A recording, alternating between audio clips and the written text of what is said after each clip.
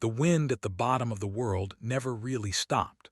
It pushed against the metal walls of the outpost all night, and Daniel Hoyt had stopped noticing the sound weeks ago. What he still noticed was the cold that crept in through the door seals, and the silence of a radio that had nothing new to say. Daniel was not a soldier or a hero. He was a weather technician sent to a small research post on a colony world that was still mostly ice and rock. His job was simple: watch the sensors, fix them when they broke, and send the numbers back to the main base every few days. Most people who took this job did not last a full year. Daniel was on his fourth. That morning, one of the outer sensors near the frozen lake had stopped sending data. Daniel pulled on his thick coat, grabbed his tool bag, and stepped outside into air so cold it hurt to breathe. The lake stretched out in front of him, flat and white, frozen solid enough to walk on this time of year. The sensor pole stood near the far edge, half buried in snow from the last storm. He walked slowly, careful of the wind, his boots crunching on the hard snow. The outpost behind him grew smaller with every step. He liked these walks if he was honest with himself. Out here, there was no one to talk to, but also no one to disappoint. Just ice, sky, and the sound of his own breathing. When he reached the sensor, he saw the problem right away. A support wire had snapped, and the whole unit had tipped over into a snowdrift. As he knelt down to check the wiring, something small moved in the snow beside his boot. At first he thought it was a piece of loose metal catching the light. Then it moved again, and he froze. Half buried in the snow was a small animal, no bigger than his hand. Its body was covered in scales that shimmered faintly, silver and blue, like light on water. One of its wings was bent at a wrong angle, and one of its back legs looked stiff and pale, almost frozen through. Its eyes, when it looked up at him, were a deep gold color, and they were watching him with something Daniel could only describe as fear. He had never seen anything like it. There was no record in any briefing he had read about a creature like this living on the ice fields. He knew the rule: do not touch unknown wildlife. Report it and wait for instructions. He had heard that rule in training a dozen times. But the creature was shaking, and its breathing was fast and shallow, and Daniel understood without needing a manual that it would not survive the night out here alone. He took off one glove and reached out slowly. The small creature flinched back, baring tiny teeth in a warning that would have been fierce if it had not been trembling so badly. Daniel stopped moving and waited. He did not know why he waited. Maybe because he understood what it felt like to be alone somewhere cold, with nothing left to fight with except stubbornness. After a long moment, the creature stopped pulling away. Daniel wrapped it carefully in the edge of his coat sleeve and lifted it against his chest, shielding it from the wind as best he could. It was lighter than he expected, and warmer than he expected too, like there was a small fire burning somewhere under those scales. The walk back to the outpost felt longer than the walk out. He kept one hand pressed gently over the shape in his coat the whole way, feeling it shiver, feeling it slowly go still as the warmth reached it. Inside, he set it down carefully on a folded blanket near the heater and got his medical kit. He did not know if human bandages and salves would work on a creature like this, but he tried anyway, cleaning the wound on its leg and wrapping its wing with careful, slow movements. The creature watched him the entire time, gold eyes following his every motion, but it did not fight him again. By the time he finished, it was curled into a tight ball, breathing evenly, asleep or close to it. Daniel sat back against the wall and looked at it for a long while. Its scales caught the light from the heater, shifting color slightly with every breath: silver, then a pale blue, like light moving over the surface of ice.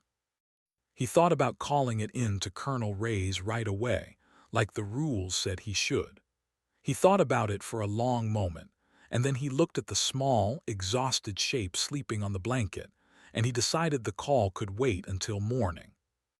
There was something about the way it had looked at him out on the ice, scared but still watching, still deciding whether or not he could be trusted, that made him want to be worth that trust before anyone else got involved. He did not have a name for it yet. He would think of one tomorrow.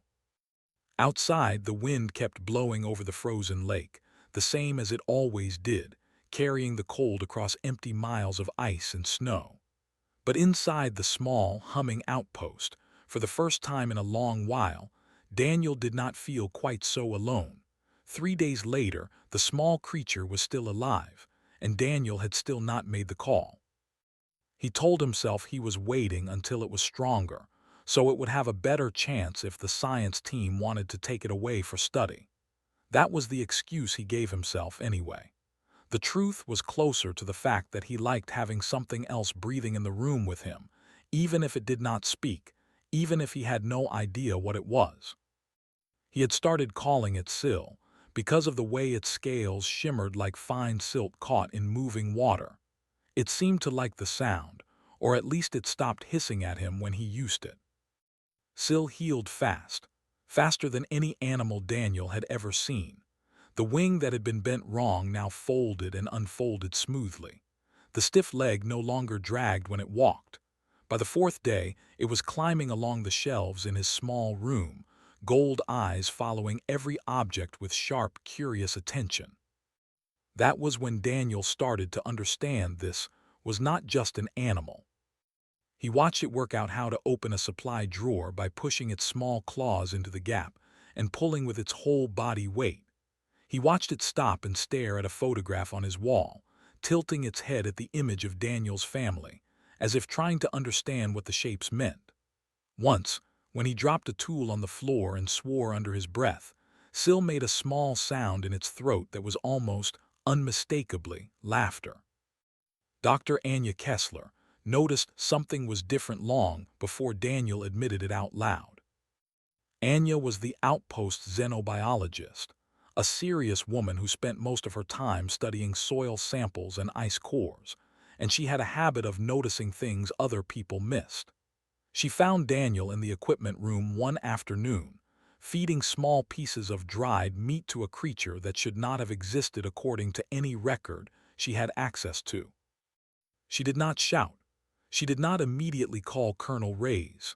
She simply crossed her arms and asked Daniel how long this had been going on, and Daniel, after a long pause, told her everything. Anya knelt down slowly and studied Syl from a careful distance. Syl studied her right back, without fear this time, just calculation, the way a person might size up a stranger at a door. "This is not wildlife behavior," Anya said finally. "This is intelligence." Daniel already knew that. He had known it for days, but hearing someone else say it out loud made it real in a different way.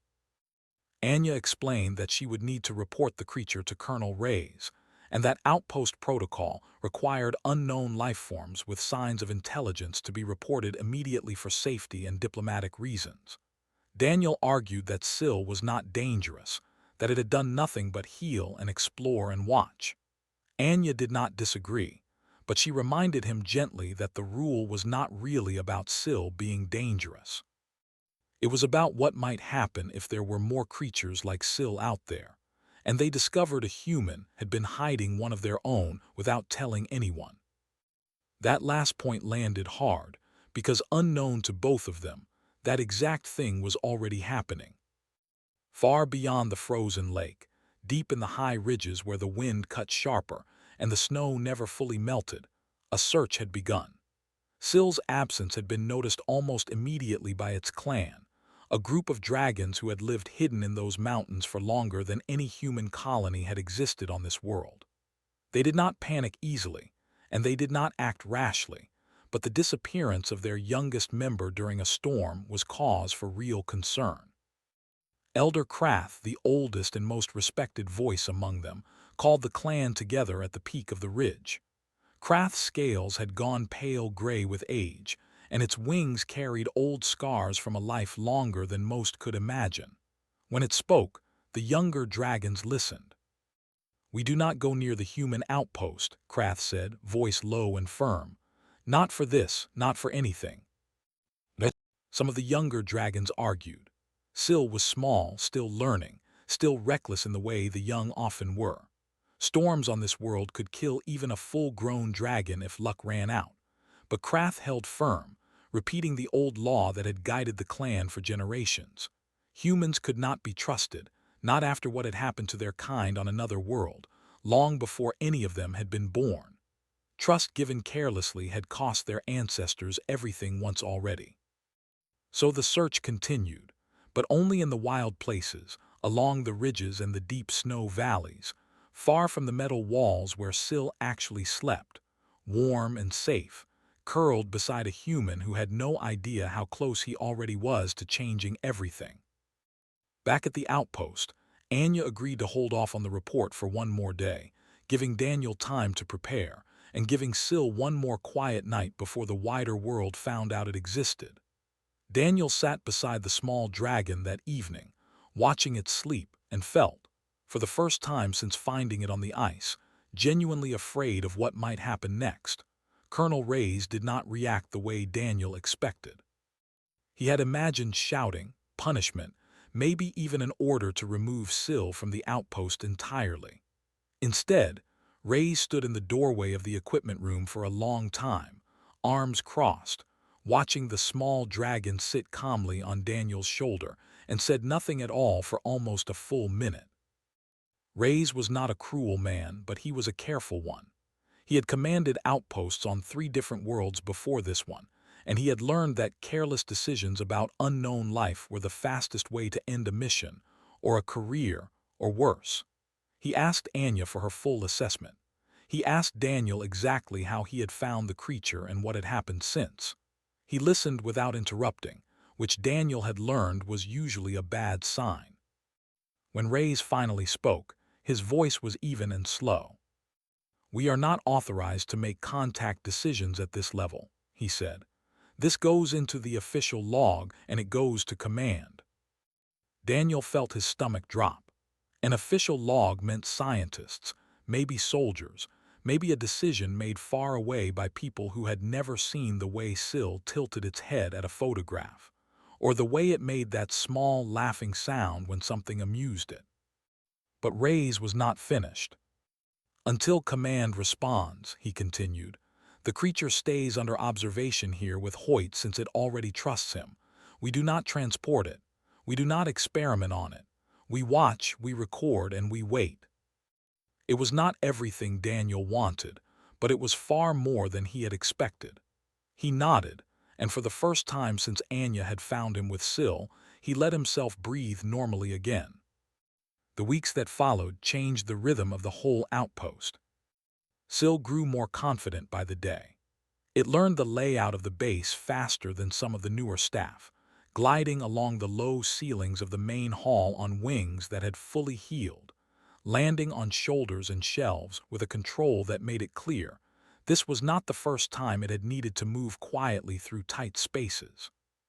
It figured out that pressing its small claw against a certain panel would open the food storage door, a discovery that led to several confused staff members blaming each other for missing snacks. But it always came back to Daniel. At night, it curled up near his neck while he slept, a small warm weight that somehow made the constant sound of the wind outside feel less lonely. During storms, when the whole building groaned and shook under the pressure of the ice fields, Syl would press close against him, not from fear exactly, but from something closer to watchfulness, as if it had decided Daniel was something worth guarding. Daniel found himself talking to Syl the way he used to talk to himself during the long silent shifts, except now there was someone actually listening. He told Syl about his family back on the home world, about why he had taken a posting this remote in the first place, about the parts of himself he had never said out loud to another living person. Syl could not answer in words, but it listened in a way that felt more present than most conversations Daniel could remember having with actual people. Anya kept careful records of everything, fascinated by a creature that grew smarter by the week, learning small human gestures and even a handful of simple words. Reyes kept sending reports up the chain and kept receiving nothing back but silence, which worried him more than any response would have. What none of them knew was that they were being watched. High on the ridges above the frozen valley, dragon scouts had finally traced sills sent to the human outpost. What they found through careful, distant observation surprised them more than any of them expected. They had come prepared to find their young clan member trapped, or worse. Instead, they watched a small dragon moving freely through human halls, sleeping without fear beside a human who fed it, spoke to it, and by every visible sign cared for it. One scout, a sharp-eyed dragon named Orin, returned to the ridge and reported what he had seen to Elder Krath. Krath listened in silence, old golden eyes narrowed with something between disbelief and old grief. "It is not being held," Orin said carefully. "It is staying." Krath said nothing for a long time. The law had stood unbroken for generations, built on the memory of a betrayal so old that most of the younger dragons only knew it as a story told at night, a warning passed down instead of a wound anyone still carried directly. But Krath remembered it differently. Krath had been there. Still, a law built from old pain did not automatically apply to every new situation, and Krath was old enough to know the difference between caution and blindness. "Watch," Krath finally said. "Do not approach, do not act, just watch and tell me everything you see." So the scouts stayed hidden in the tree line beyond the frozen lake, observing quietly, while below them, unaware of the eyes in the distance, Daniel and Syl grew closer with each passing day, building something neither the old law nor the outpost's official reports had a name for yet. The storm came in faster than anyone predicted. It started as a minor warning on the weather board, a pressure drop nobody thought much of, the kind of thing Daniel had seen a dozen times before without any real trouble following it. By the time the wind speed readings doubled in less than an hour, it was already too late to do much but prepare. The outpost had weathered bad storms before, but this one hit the backup generator directly, a bolt of static discharge from the storm frying a critical circuit board that kept the heating systems running. Within minutes, half the base lost power, and the temperature in the unheated sections began dropping fast enough to see your breath. Rays gathered the small crew in the main hall, voice steady despite the tension in the room. They had a backup part for exactly this kind of failure, but it was not stored at the main outpost. It was kept at an old survey station on the far side of the frozen lake, a precaution built years ago in case the main base ever lost its own supplies to fire or flooding. The problem was simple and brutal. The storm made flying any kind of transport impossible. The only way to reach the survey station in time was to walk across the lake itself, and this late in the season, with temperatures already unstable, nobody could be completely sure the ice would hold. "I'll go," Daniel said, before he had fully decided to say it. Rays looked at him hard. "That ice has not been checked in weeks." "If we lose full heating tonight, people are going to get hurt," Daniel said. "I know that lake.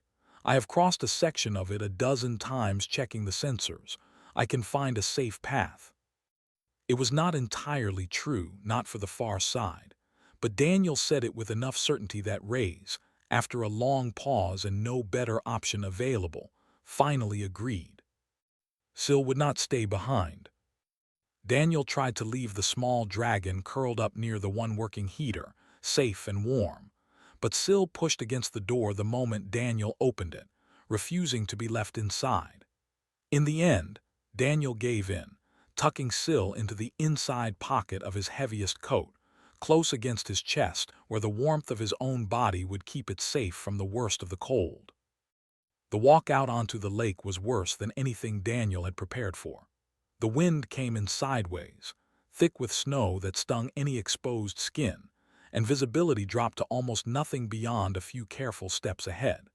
He kept one gloved hand pressed against his coat, feeling the small shape of Syl shifting nervously inside, and used the outline of distant rock formations to keep himself moving in a straight line toward the survey station.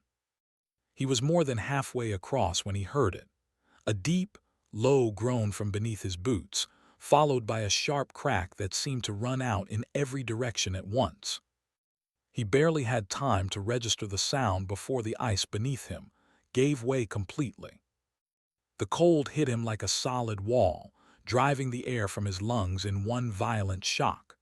Water closed over his head, dark and freezing, pulling at his heavy coat with a weight that made every movement feel impossibly slow. He kicked toward where he thought the surface should be, lungs already burning, the cold stealing strength from his limbs faster than he could fight it. Syl tore free from the coat pocket the instant the water hit them, small wings beating hard against the freezing current, gold eyes wide, with something far past simple animal panic. Daniel's head broke the surface for a single gasping breath before the current pulled him under again, the broken edge of the ice sliding away from his grasping fingers each time he reached for it. His movements were slowing. The cold was not just outside him anymore. It was inside his chest, inside his thoughts, making it harder to remember which direction was up. Syl dove after him, without a single moment of hesitation. It was far too small to pull a grown man from the water. It knew that, on some deep instinctive level, even as it grabbed hold of Daniel's collar with tiny claws and pulled with everything it had, wings beating uselessly against water instead of air. It was not enough. It was nowhere close to enough. So Syl did the only other thing it could think to do. It threw its head back and screamed. The sound that came out was not like anything Daniel had heard from the small dragon before, high and sharp and desperate, cutting through the howling wind in a way that seemed to travel far beyond what a creature that size should have been able to produce. It was not a sound made to be heard by humans back at the outpost. It was a sound made for family, carried on instinct across the storm, toward the ridges where dragons who had been watching in silence for weeks were about to make a choice that would break a law generations old. Elder Krath heard the cry before any of the scouts did. Age had taken many things from Krath over the long years: speed, easy flight, the smooth strength of youth, but it had never touched the sharpness of hearing that came from decades spent listening for danger across empty mountain air. The sound reached the ridge faint and broken by the storm, but unmistakable all the same. It was a distress call, and it belonged to Syl. Krath was on wing before fully deciding to move, old joints protesting against the sudden effort, storm wind battering against wings that had not flown into weather this violent in many years. Behind, the scouts who had been watching the outpost for weeks scrambled into the air as well, following without waiting for an order, because some choices did not need one. Below them, through breaks in the driving snow, Krath saw it. A dark shape struggling weakly in a wide crack of broken ice, and above it, a much smaller shape beating desperate wings against the water, refusing to leave, refusing to stop trying even though it could clearly do nothing alone. For one long moment, old law and old grief held Krath frozen in the air. The betrayal that shaped that law had happened on another world, generations before any dragon alive now had been born, when Krath's kind had once trusted another spacefaring people with their location, their weaknesses, their trust. That trust had ended in fire and loss so complete that only a scattered handful of survivors had made it to this world at all. Krath had built the law that followed that loss with careful hands, believing it would keep what remained of the clan safe for as long as anyone could see ahead. But looking down at a young member of that same clan, refusing to abandon a human even at the cost of its own life, Krath understood with sudden and total clarity that the law had already been broken, not by choice, but by love, and no amount of old caution was going to change that fact now. "With me," Krath called in Dove. What followed was something the frozen lake had never witnessed before. Dozens of dragons descended together, wings cutting through the storm in tight formation, and where Syl alone had been powerless against the ice and cold, the full weight of the clan was not. The largest of them began breathing controlled streams of heat across the surface of the lake, not wild fire but careful, focused warmth, melting a path through the broken ice wide enough for smaller dragons to dive through safely. Others formed a chain in the air above the water, wing to wing, bracing against each other's weight, while two of the strongest plunged directly into the freezing water beside Daniel, closing powerful jaws with careful precision around the fabric of his coat. Daniel, barely conscious, felt himself being lifted, first by something impossibly strong pulling at his shoulders, then by many hands at once, though in his fading awareness he could not have said whether they were hands or claws or something else entirely. The cold that had been swallowing him in slow pieces suddenly felt distant, pushed back by a wave of heat radiating from creatures far larger than the one that usually slept beside his neck at night. They set him down hard but careful on solid ice near the shore, water streaming from his coat, his lips faintly blue, his breathing shallow but steady. Syl landed on his chest almost immediately, small body shaking from cold and exhaustion, pressing close against him and making a low, constant sound that was not quite a cry and not quite a purr, something entirely its own. It was in that moment that the rover lights appeared through the storm. Reyes and Anya, unwilling to simply wait at the outpost while Daniel crossed the lake alone, had pushed the rover out into the storm the moment enough time passed without word from him. What they found through the driving snow stopped both of them cold in a way that had nothing to do with the temperature outside. An entire hidden species, larger and more numerous than either of them could have guessed existed on this world, stood gathered on the broken ice around one unconscious human, and one small, familiar dragon curled protectively against his chest. Elder Krath turned to face the approaching rover, old golden eyes steady despite the storm still howling around them, wings still faintly steaming from the heat of the rescue. There was no attack, no retreat, no attempt to hide what had just happened. There was only a single, quiet, deliberate choice to be seen. "He is alive," Krath said, voice carrying clearly even through the wind, in careful, deliberate words that made it obvious this was not the first time this dragon had needed to speak a human language. "See that he stays that way." Then, as quickly and quietly as they had come, the clan lifted back into the storm, leaving behind footprints melted into the ice, a species no longer hidden, and a small dragon that refused, even now, to leave the human it had crossed a frozen lake to save. Daniel woke up 2 days later under a pile of heated blankets, with Anya checking his vitals and Syl curled so tightly against his side that the medical staff had eventually given up trying to move it anywhere else. His memories of the lake were broken and strange, more feeling than clear pictures, cold water, a scream that did not sound like Syl, the sudden warmth of something enormous pulling him upward. When he asked what had actually happened, Reyes was the one who finally sat down and told him the full story, still sounding faintly stunned by his own words as he said them out loud. An entire species had lived in the mountains beyond the lake, hidden from every outpost sensor and survey for years, and they had crossed directly into human view to save one man's life. Daniel looked down at Syl, who lifted its head just enough to meet his eyes, and understood for the first time exactly how much bigger this small dragon's world actually was. Elder Krath did not disappear back into the mountains after that night. A single meeting became a second, then a third, careful and slow, built on caution earned through hard experience rather than easy trust freely given.